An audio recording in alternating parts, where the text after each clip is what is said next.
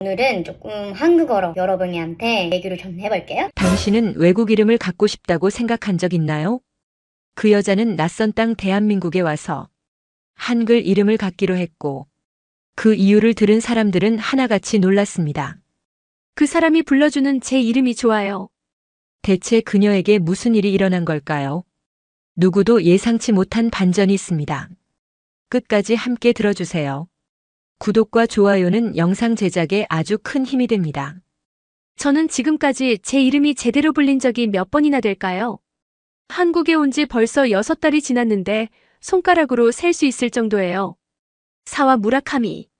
제 이름입니다. 하지만 여기서는 늘 다른 이름으로 불려왔어요. 저기요, 외국인 학생, 일본 친구. 처음에는 한국어가 서툴러서 그런가 싶었어요.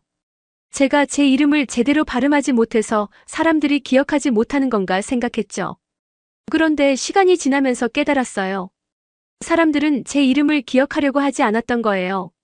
아니, 정확히는 기억할 필요성을 느끼지 못했던 거죠. 저는 그냥 교환학생 중 한 명이었고 1년 후면 사라질 사람이었으니까요. 한국어 수업 시간에도 마찬가지였어요. 교수님은 늘 제게 일본 학생이라고 부르셨어요. 반 친구들도 저를 부를 때면 어색하게 머뭇거리다가 결국 손짓으로 대신하곤 했죠. 처음엔 웃어넘겼어요. 하지만 점점 이상한 기분이 들기 시작했어요. 마치 제가 사라져가는 것 같은 느낌이었거든요. 기숙사에서도 룸메이트는 저를 부를 때 이름 대신 일본어로 말을 걸어요. 일본어 한두 마디는 아는 것 같더라고요. 고마운 마음이지만 그럴 때마다 묘한 거리감이 느껴졌어요.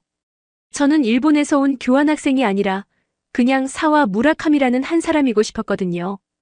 도서관에서 공부할 때도, 학생 식당에서 밥을 먹을 때도, 편의점에서 물건을 살 때도 마찬가지였어요. 저는 늘 외국인이었어요. 이름이 있는 사람이 아니라 그냥 범주 안의 한 명이었죠. 점점 제 이름마저 낯설게 느껴지기 시작했어요. 사와 무라카미. 이 이름이 정말 제 이름인가 싶을 정도로요. 그러던 어느 날이었어요. 학기가 시작된 지 한 달 정도 지났을 때였죠. 학생증을 잃어버려서 행정실에 재발급을 받으러 갔어요. 문 앞에서 한참을 망설였어요. 또 어떻게 설명해야 할지, 제 이름을 몇 번이나 반복해야 할지 벌써부터 걱정이 됐거든요. 행정실은 생각보다 조용했어요. 창가 쪽 책상에 한 남자가 앉아 있었어요. 30살 정도로 보이는, 안경을 쓴 조용해 보이는 사람이었죠. 저는 어색하게 다가가서 학생증 재발급을 신청하고 싶다고 말했어요. 한국어가 서툴러서 죄송하다는 말도 덧붙였고요. 그런데 그 사람은 제가 예상했던 반응을 보이지 않았어요. 제 말이 끝나자마자 컴퓨터를 확인하더니 이렇게 말했어요. 사와 무라카미 씨죠. 순간 제가 멈췄어요. 제 이름이 그렇게 또렷하게 발음되는 걸 들은 게 얼마만인지 기억이 나지 않았거든요. 그것도 한국 사람 입에서 나온 제 이름이었어요. 발음도 정확했고 무엇보다 자연스러웠어요. 마치 제 이름을 원래부터 알고 있었던 것처럼요. 네, 맞습니다. 저는 어리둥절한 채로 대답했어요.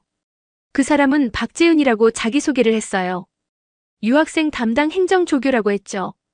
학생증 재발급 절차를 설명해주면서도 계속 사와 무라카미 씨라고 불러주었어요. 한 번이 아니라 여러 번이었어요. 서류에 사인이 필요하다고 할 때도, 일주일 후에 찾으러 오라고 할 때도요. 그 짧은 시간 동안 제가 느낀 감정을 어떻게 설명해야 할까요? 마치 오랫동안 잃어버렸던 걸 되찾은 것 같은 기분이었어요. 제 이름이 다시 제 것이 된 느낌이었죠. 이상하게도 눈물이 날 것 같았어요. 행정실을 나오면서 계속 그 순간을 되짚어봤어요. 박재윤. 그 사람이 제 이름을 부르는 목소리가 귓가에 맴돌았어요. 그렇게 자연스럽게, 그렇게 정확하게 제 이름을 부르는 한국 사람을 처음 만났거든요. 일주일 후 학생증을 찾으러 갔을 때도 마찬가지였어요. 제가 들어가자마자 박재윤 씨는 미소를 지으며 사와 무라카미 씨라고 불러주었어요. 준비해 두었던 학생증을 건네면서도 한국 생활은 어떠냐고 물어보더라고요. 그 질문도 신기했어요. 다른 사람들은 보통 일본이 그립지 않냐고 물어보거든요. 하지만 그 사람은 한국 생활에 대해 물어봤어요. 그 이후로 이상한 일이 생겼어요. 행정실 앞을 지날 때마다 자꾸 그쪽을 보게 되는 거예요. 별일 없어도 그 건물 앞을 지나가게 되고 창문 너머로 그 사람이 일하는 모습을 슬쩍 보게 되었어요. 왜 그랬는지 저도 모르겠어요. 한 달 정도 지났을 때 또 한 번 행정실에 갈 일이 생겼어요. 장학금 관련 서류를 제출해야 했거든요. 이번에는 망설이지 않고 들어갔어요. 박재은 씨가 있을 거라는 기대감이 있었던 것 같아요. 역시나 그 사람이 있었어요. 제가 들어가자 고개를 들어보더니 사와 무라카미 씨라고 불러주었어요. 이번에도 마찬가지였어요. 자연스럽고 정확한 발음이었죠. 장학금 서류를 검토해주면서도 계속 제 이름을 불러주었어요. 그때 문득 깨달았어요. 이 사람은 정말 특별한 사람이구나. 제 이름을 기억해주고 정확하게 발음해주고 자연스럽게 불러주는 유일한 사람이구나. 그 생각을 하니까 가슴이 이상하게 두근거렸어요. 서류를 다 처리하고 나서도 쉽게 나가지 못했어요. 뭔가 더 이야기하고 싶었거든요. 하지만 특별히 할 말도 없었고 다른 학생들도 기다리고 있어서 결국 인사만 하고 나왔어요. 그날 밤 기숙사에서 누워있는데 계속 박재은 씨 생각이 났어요. 그 사람의 목소리로 제 이름이 불리는 순간들이 자꾸 떠올랐어요. 사와 무라카미 씨. 그 세 글자가 그렇게 소중하게 느껴진 적이 있었나 싶었어요. 그때부터였던 것 같아요. 제가 그 사람을 의식하기 시작한 건요. 이름을 불러주는 유일한 사람. 저를 외국인 학생이 아니라 사와 무라카미라는 개인으로 봐주는 유일한 사람. 그런 사람이 제게 생겼다는 사실이 신기하면서도 설레었어요. 한국에 와서 처음으로 느끼는 감정이었어요.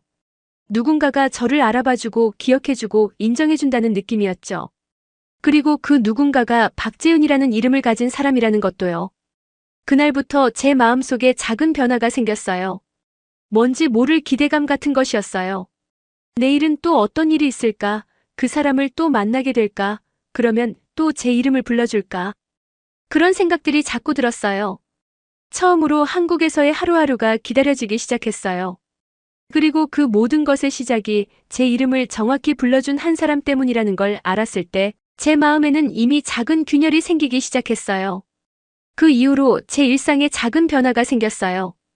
여전히 한국어는 어려웠고 수업 시간에 발표를 할 때면 떨렸지만 이상하게도 하루하루가 조금씩 달라 보이기 시작했어요. 아마도 제 이름을 불러주는 사람이 있다는 사실 때문이었을 거예요.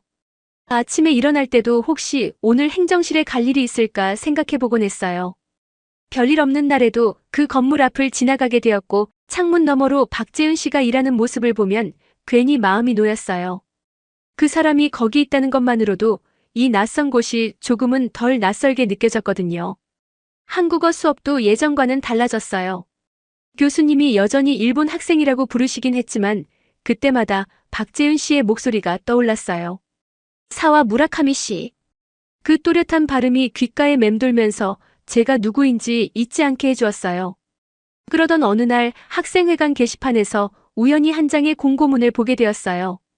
한국어 동아리 회원 모집이라고 적혀 있었는데 담당자 이름을 보고 깜짝 놀랐어요. 박재은. 그 이름이 거기 적혀 있었거든요. 한참을 그 앞에 서 있었어요. 동아리라는 건 제겐 너무 먼 이야기 같았거든요. 한국 학생들과 어울리는 것도 어려웠는데 동아리 활동까지 할 수 있을지 확신이 서지 않았어요. 하지만 박재은 씨가 담당한다는 사실이 자꾸 마음에 걸렸어요. 며칠을 고민했어요. 한국어 실력도 부족한데 동아리에 들어가면 민폐가 되지 않을까? 다른 사람들이 저를 어떻게 볼까? 그런 걱정들이 머릿속을 맴돌았죠. 하지만 결국 용기를 냈어요. 제 이름을 정확히 불러주는 사람이 있는 곳이라면 조금은 다를 수도 있겠다는 생각이 들었거든요. 행정실로 가는 길이 평소보다 길게 느껴졌어요. 가입 신청서를 받으러 간다는 핑계였지만 사실은 박재은 씨를 만나고 싶었어요. 문 앞에서 잠시 숨을 고르고 들어갔죠. 역시나 그 사람이 자리에 있었어요. 제가 들어가자 고개를 들어보더니 환한 미소를 지으며 사와 무라카미 씨라고 불러주었어요. 매번 그랬지만 그 순간만큼은 제가 이 세상에서 가장 중요한 사람인 것처럼 느껴졌어요. 한국어 동아리 가입 신청서를 받고 싶다고 말했을 때 박재은 씨는 조금 놀란 표정을 지었어요. 좋은 의미로 놀란 것 같았어요. 신청서를 건네주면서 한국어 공부에 관심이 많으시구나 하고 말씀해 주셨어요. 그때 처음으로 제가 한국어를 배우고 싶어 한다는 걸 알아주는 사람을 만난 기분이었어요. 신청서를 작성하는 동안 박재윤 씨는 동아리에 대해 간단히 설명해 주었어요. 일주일에 한 번씩 모여서 한국어로 대화하고 가끔 문화체험도 한다고 했어요. 부담스럽게 하지 않으려고 하는 게 느껴졌어요. 제가 부담스러워할까봐 조심스럽게 말하는 모습이 고마웠죠. 첫 모임 날이 다가왔을 때 정말 떨렸어요. 다른 사람들은 어떨까, 제 한국어 실력을 보고 실망하지 않을까, 그런 걱정이 앞섰어요. 하지만 박재윤 씨가 있다는 생각에 조금은 안심이 되었어요. 모임 장소는 학생회관 소회의실이었어요. 들어가니 이미 5명 정도가 와 있었어요. 모두 한국 학생들이었고 저 혼자만 외국인이었죠. 순간 움츠러들었어요. 또다시 외국인이라는 시선을 받게 될 거라는 생각이 들었거든요. 박재윤 씨가 저를 다른 사람들에게 소개해 주었어요. 사와 무라카미 씨라고 정확히 발음해서 소개해 주셨죠. 다른 사람들도 반갑게 인사해 주었지만 여전히 어색했어요. 제 이름을 따라 말하려고 하는 사람들도 있었는데 발음이 어려워서 그런지 대부분 포기하고 그냥 웃고 넘어갔어요. 처음 1시간 정도는 서로 소개하는 시간이었어요. 각자 자기소개를 한국어로 하는 시간이었죠. 제 차례가 되었을 때 떨리는 목소리로 말했어요. 제 한국어 발음이 어색하다는 걸 알고 있었거든요. 다른 사람들이 웃음을 참는 것 같아서 더 위축되었어요. 그런데 박재윤 씨가 말했어요. 정말 잘하시네요. 발음도 많이 늘었고요. 그 말을 들었을 때 정말 신기했어요. 다른 사람들은 제 발음을 이상하게 생각하는 것 같았는데 그 사람만은 다르게 봐주는 것 같았어요. 모임이 진행되면서 여러 가지 활동을 했어요. 한국어로 게임도 하고 서로 질문도 주고받았어요.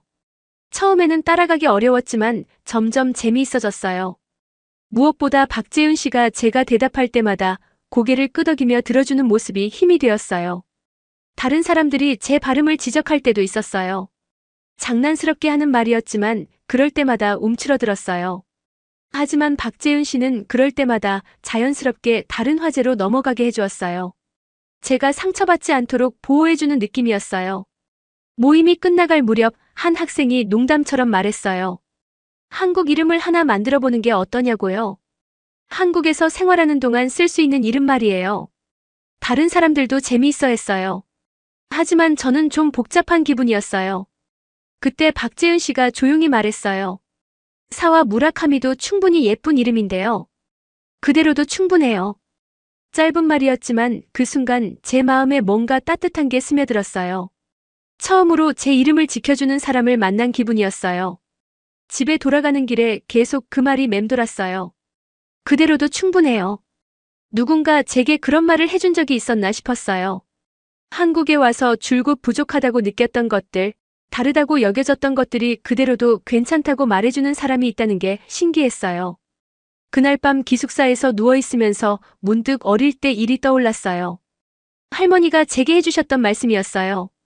내 이름에는 특별한 의미가 있다고. 사와라는 이름은 맑은 시냇물이라는 뜻이고 무라카미는 마을 위라는 뜻이라고 하셨던 기억이 났어요. 그때는 별로 관심 없게 들었는데 이상하게도 그날 밤에는 그 의미가 새롭게 다가왔어요. 박재윤 씨가 제 이름을 부를 때마다 느꼈던 그 감정이 뭔지 알 것 같았어요. 단순히 이름을 불러주는 게 아니라 제 존재 자체를 인정해주는 느낌이었어요. 제가 누구인지, 어디서 왔는지 그런 것들을 모두 받아들여주는 것 같았어요. 동아리 모임이 끝나고 며칠이 지났는데도 계속 그 시간이 생각났어요. 특히 박재윤 씨가 제 이름을 지켜주던 순간이 자꾸 떠올랐어요. 그 사람이 있으니까 제가 조금 더 당당해질 수 있었던 것 같아요. 한국어 수업 시간에도 예전보다 적극적으로 참여하게 되었어요. 여전히 실수는 많이 했지만 그대로도 충분하다고 말해준 사람이 있다는 걸 생각하면 용기가 났어요. 박재윤 씨의 그 말이 제게는 큰 힘이 되었거든요. 그러면서 문득 든 생각이 있었어요. 한국 이름에 대한 이야기였어요. 다른 사람들이 농담처럼 했던 그 말이 계속 마음에 걸렸어요. 한국 이름을 갖는다는 건 어떤 의미일까? 그런 생각이 자꾸 들었어요. 어릴 때 들었던 또 다른 기억도 떠올랐어요. 할머니가 가끔 저를 다른 이름으로 부르셨던 적이 있었어요. 뭔가 한국어 같은 소리였는데 정확히 기억이 나지 않았어요. 사와라는 이름과 비슷한 소리였던 것 같기도 하고 아닐 수도 있고요. 그 기억이 자꾸 신경 쓰였어요. 혹시 제게도 한국과 연결된 뭔가가 있는 건 아닐까 그런 생각이 들었거든요. 하지만 확실하지 않았어요. 어린 시절의 기억은 종종 헷갈리기도 하니까요. 박재윤 씨와의 만남들이 쌓여가면서 제 마음에도 변화가 생겼어요. 처음에는 단순히 이름을 불러주는 사람이라고 생각했는데 점점 그 이상의 의미로 다가왔어요. 제가 틀려도 괜찮다고 그대로도 충분하다고 말해주는 유일한 사람이었거든요. 그런 사람이 제 곁에 있다는 것만으로도 한국에서의 생활이 달라 보이기 시작했어요. 동아리 활동을 시작한 이후로 제 일상이 조금씩 바뀌기 시작했어요. 한국어 공부에 더 집중하게 되었고 무엇보다 한글로 글씨를 써보는 연습을 시작했어요. 처음에는 서툴렀지만 점점 재미있어졌어요. 특히 제 이름을 한글로 써보는 게 신기했어요. 사와 무라카미. 한글로 쓰면 또 다른 느낌이었어요. 일본어로 쓸 때와는 다른 감정이 들었거든요. 더 부드럽게 느껴지기도 하고 때로는 더 정겨운 것 같기도 했어요. 박재윤 씨가 불러주는 그 목소리와 비슷한 느낌이었죠. 박재윤 씨는 가끔 동아리 활동을 위한 과제를 내주곤 했어요. 한국어로 일기를 써보거나 자신을 소개하는 글을 써보는 것들이었죠. 그런 과제를 하다 보면 자꾸 제 자신에 대해 생각하게 되었어요. 저는 누구인가, 어떤 사람이고 싶은가, 그런 질문들이 자연스럽게 떠올랐어요. 어느 날 과제로 받은 문장 중에 이런 게 있었어요. 내가 되고 싶은 나는 어떤 모습인가? 그 문장을 보는 순간 멈칫했어요. 지금까지 그런 걸 진지하게 생각해 본 적이 없었거든요. 늘 다른 사람이 정해준 틀 안에서만 살아왔던 것 같았어요. 한국에 와서도 마찬가지였어요. 교환학생, 외국인, 일본 사람. 다른 사람들이 저를 규정하는 말들이었죠. 하지만 정작 제가 어떤 사람이고 싶은지는 몰랐어요. 그날 밤 오랫동안 그 질문에 대해 생각했어요. 며칠 후 동아리 모임이 있었어요. 그날은 특별한 활동이 준비되어 있었어요. 자기 이름의 의미를 소개하는 시간이었죠. 다른 사람들은 신나게 자기 이름에 담긴 뜻을 설명했어요. 부모님의 바람이나 좋은 의미들을 이야기하면서 자랑스러워하는 모습이었어요. 제 차례가 다가올수록 심장이 빨리 뛰었어요. 사실 저는 제 이름의 정확한 의미를 몰랐거든요. 할머니가 어릴 때 말씀해 주신 건 기억나지만 확실하지 않았어요. 그냥 아무렇게나 말해야 하나 고민했어요. 결국 제 차례가 되었을 때 솔직하게 말했어요. 정확한 의미는 잘 모르겠다고 할머니가 맑은 물이라는 뜻이라고 하셨던 것 같다고요. 다른 사람들은 이해한다는 표정을 지었지만 저는 창피했어요. 제 이름조차 제대로 모르는 사람 같았거든요. 모임이 끝나고 다른 사람들이 하나둘씩 나갔어요. 저는 정리를 도우겠다고 하면서 남아 있었어요. 사실은 그냥 혼자 있고 싶었어요. 오늘 일이 자꾸 마음에 걸렸거든요. 박재은 씨도 남아서 정리를 하고 있었어요. 둘만 남았을 때 그 사람이 조용히 말을 걸어왔어요. 오늘 힘드셨어요? 순간 눈물이 날 뻔했어요. 제가 힘들어한다는 걸 알아봐주는 사람이 있다는 게 고마웠어요. 별일 아니라고 대답하려고 했는데 목소리가 나오지 않았어요. 박재윤 씨는 잠시 침묵하더니 이렇게 말했어요. 이름은 지을 수도 있어요. 누구나 새로 시작할 수 있으니까요. 그 말을 듣는 순간 뭔가 가슴속에서 터지는 느낌이었어요. 새로 시작할 수 있다니요. 지금까지 한 번도 그런 생각을 해본 적이 없었어요. 이름은 태어날 때 정해지는 것이고 평생 그걸로 살아야 하는 것이라고만 생각했거든요. 한참을 그렇게 서 있었어요.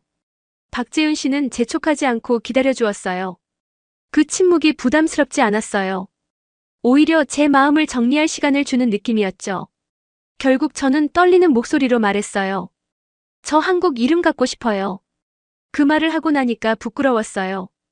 너무 갑작스러운 말 같았거든요. 하지만 동시에 후련했어요. 지금까지 마음속에만 숨겨두었던 말을 처음으로 꺼낸 기분이었어요. 박재윤 씨는 환하게 웃으며 말했어요. 어떤 이름이면 좋겠어요? 갑자기 머릿속이 하얘졌어요. 한국 이름을 갖고 싶다고는 했지만 정작 어떤 이름인지는 생각해 본 적이 없었거든요.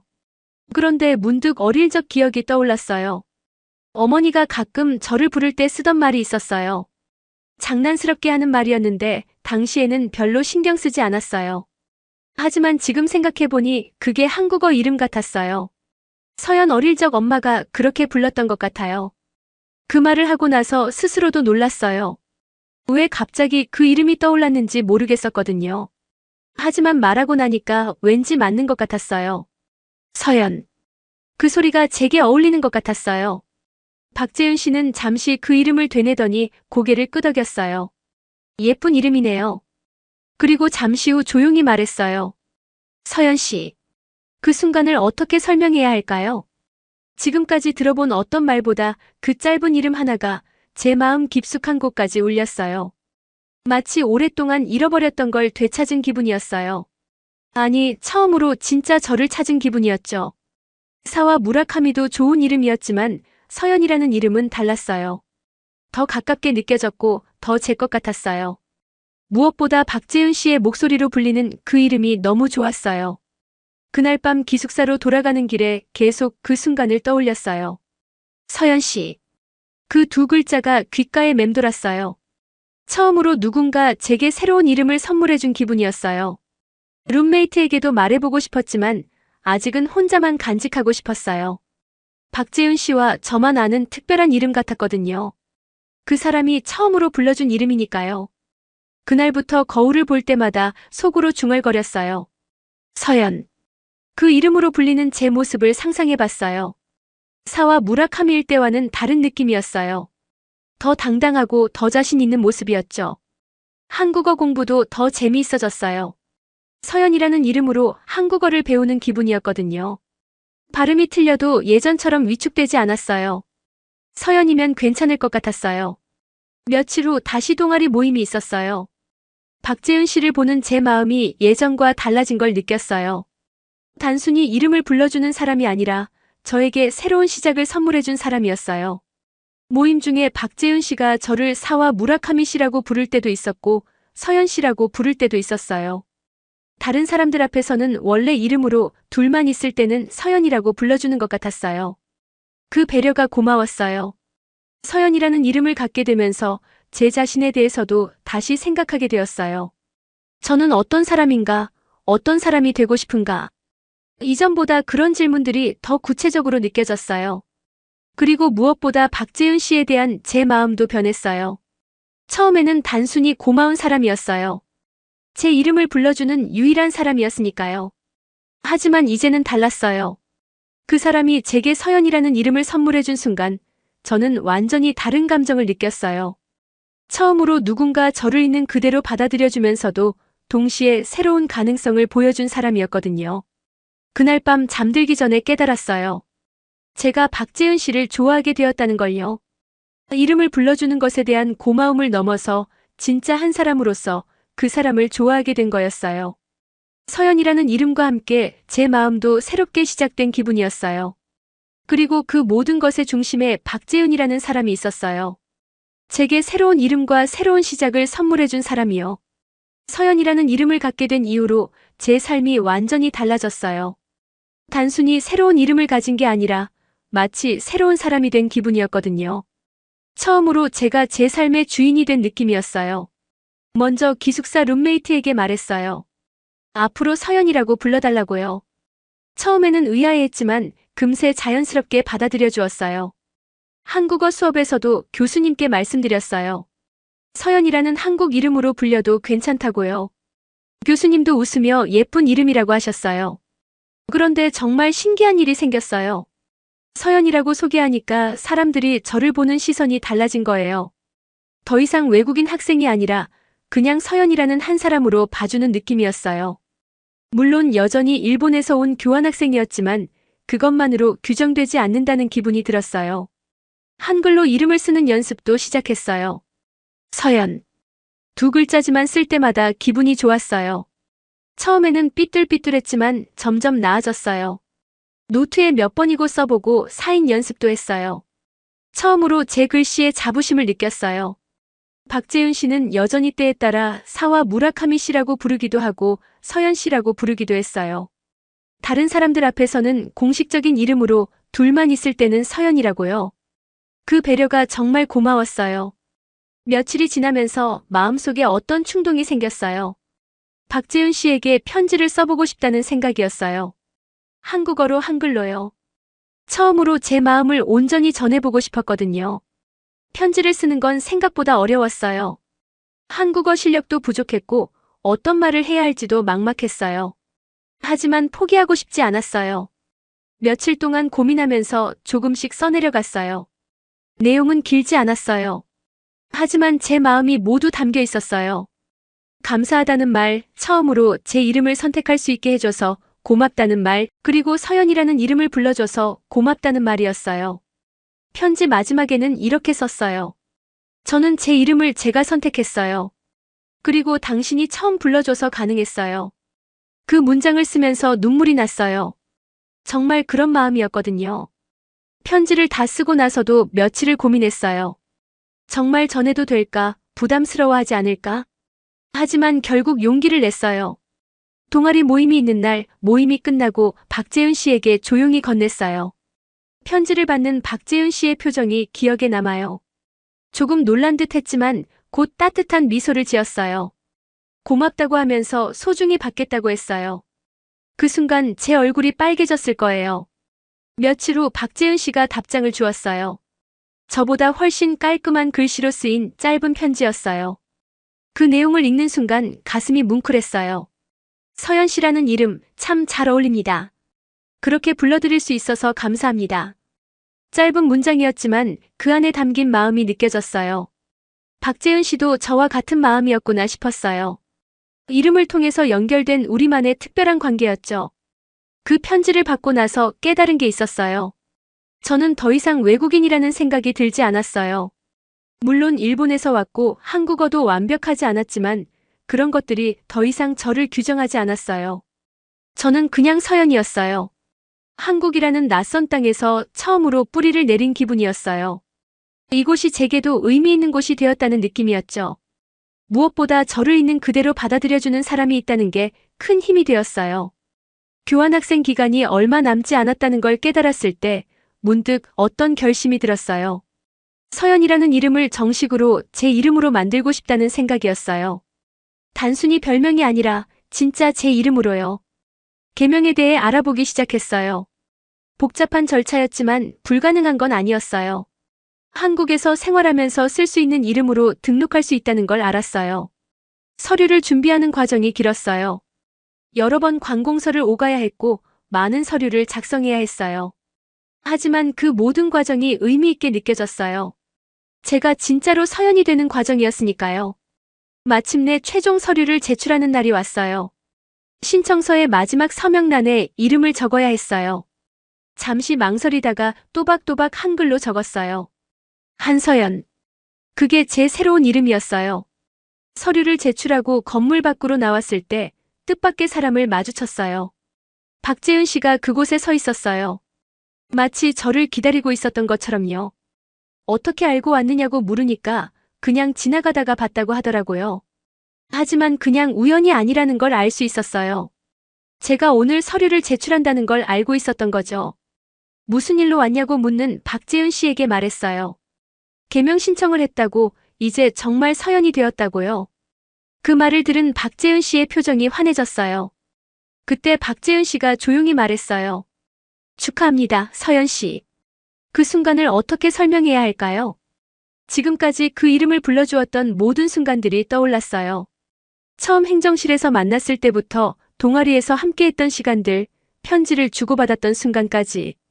모든 게 이 순간을 위한 것이었던 것 같았어요. 저는 고맙다는 말밖에 할 수 없었어요. 당신 덕분이라고, 당신이 아니었다면 불가능했을 거라고. 박재윤 씨는 고개를 저으며 말했어요. 서연 씨가 스스로 선택한 거예요. 맞는 말이었어요. 결국 저 스스로 선택한 거였죠. 하지만 그 선택이 가능했던 건 박재윤 씨가 있었기 때문이었어요. 제 이름을 처음으로 불러준 사람, 저에게 새로운 시작이 가능하다고 말해준 사람이었으니까요. 우리는 길게 이야기하지 않았어요. 하지만 그 짧은 시간 동안 주고받은 시선과 미소, 그리고 침묵 속에서 모든 감정이 전달되었다는 걸 느꼈어요. 감사함, 애틋함, 그리고 앞으로도 계속 이어질 것 같은 특별한 연결감이었죠. 헤어질 때 박재윤 씨가 마지막으로 말했어요. 앞으로도 잘 부탁드립니다, 한서연 씨. 제 새로운 이름을 처음으로 완전하게 불러준 순간이었어요. 한서연. 그 이름이 완전히 제 것이 된 기분이었어요. 집으로 돌아가는 길에 문득 생각했어요. 저는 이제 누구인가? 일본에서 온 교환학생도 맞고 한국에서 새로운 이름을 가진 사람도 맞았어요. 하지만 그 모든 것을 포함해서 저는 그냥 한서연이었어요. 이름 하나가 이렇게 큰 변화를 가져올 줄은 몰랐어요. 하지만 그 변화의 시작에는 항상 박재윤이라는 사람이 있었어요. 제 이름을 불러준 첫 번째 사람, 제가 새로운 이름을 가질 수 있다고 말해준 사람, 그리고 마지막까지 제 곁에서 응원해준 사람이었죠. 지금도 가끔 그때를 생각해요. 처음으로 누군가 제 이름을 정확히 불러주었던 그 순간을요. 그 순간이 없었다면 지금의 저도 없었을 거예요. 한서연이라는 이름도 이곳에서의 새로운 시작도요. 이름이란 단순히 부르는 말이 아니라는 걸 배웠어요. 그 사람의 존재를 인정하고 존중한다는 의미였죠. 그리고 때로는 새로운 시작의 열쇠가 되기도 하고요. 박재윤 씨는 저에게 그 모든 걸 알려준 사람이에요. 앞으로도 감사한 마음으로 기억할 거예요. 제가 한서연이 될 수 있게 해준 그 특별한 사람을요.